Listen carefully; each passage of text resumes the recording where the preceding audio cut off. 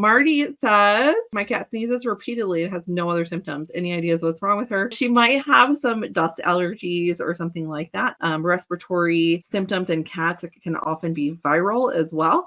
So those are some potential things. You can actually give some lysine to her. You can give a lysine supplement, can be really helpful to help just support her immune system. Other things that I like are the Kids Stronger blend. The Kids Stronger blend can really help with this. And then diffusing respiratory support oils like cardamom or Air X is an excellent option for these guys.